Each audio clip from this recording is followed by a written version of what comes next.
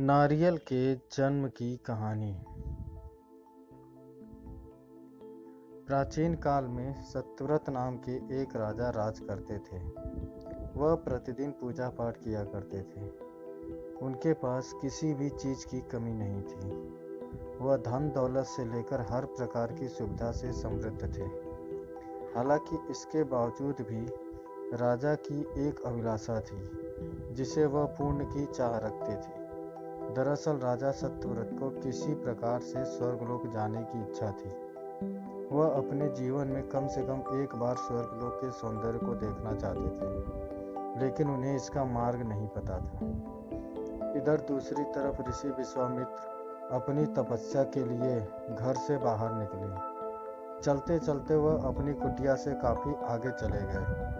काफी समय बीत गया लेकिन वह नहीं लौटे। इस कारण उनका परिवार भूख और प्यास से तड़प रहा था। राजा सत्यव्रत को जब यह बात पता चली तो उन्होंने ऋषि विश्वामित्र के परिवार के पालन पोषण की जिम्मेदारी ले ली। कुछ समय बाद जब मुनिवर लौटे तो वे अपने परिवार को कुशल देख काफी प्रसन्न हुए। उन्होंने पूछा कि उनकी अनुपस्थिति में किसने उनकी देखभाल की। इस पर ऋषि के परिवार वालों ने बताया कि राजा ने उनके पालन पोषण की जिम्मेदारी उठाई थी। यह सुनकर विश्वामित्र तुरंत राजमहल पहुंचे और राजा से मुलाकात की। वहां पहुंचकर उन्होंने सबसे पहले महाराज को धन्यवाद कहा।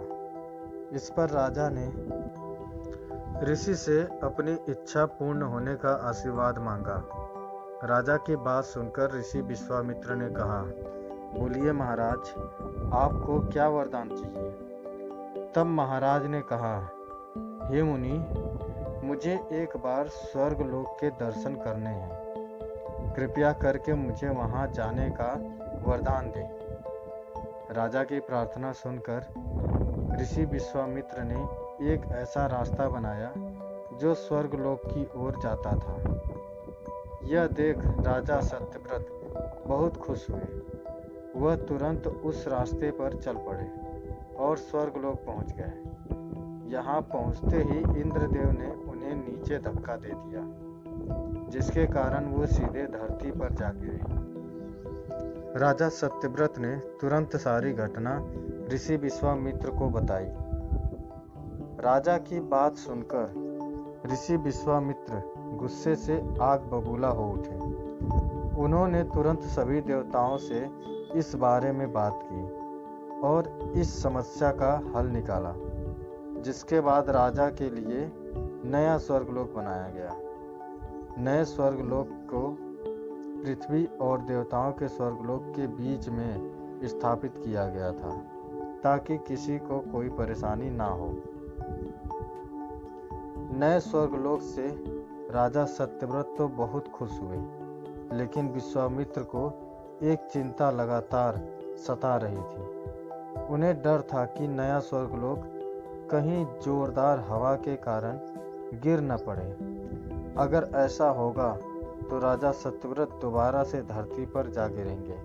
काफी सोच विचार के बाद ऋषि विश्वामित्र को एक उपाय सूझा। उन्होंने नए स्वर्गलोक के नीचे एक बहुत लंबा खंभा लगा दिया ताकि उसे सहारा मिल सके। ऐसी मान्यता है कि स्वर्गलोक के नीचे लगाया गया खंभा एक विशाल पेड़ के तने के रूप में बदल गया। यही नहीं, कुछ समय पश्चात जब राजा सत्यव्रत की मृत्यु हुई तो उनका एक फल के रूप में तब्दील हो गया। तभी से इस खंभे को नारियल का पेड़ कहा जाने लगा, जबकि राजा का सिर नारियल के रूप में जाना गया। यही कारण है कि नारियल का पेड़ इतना लंबा होता है।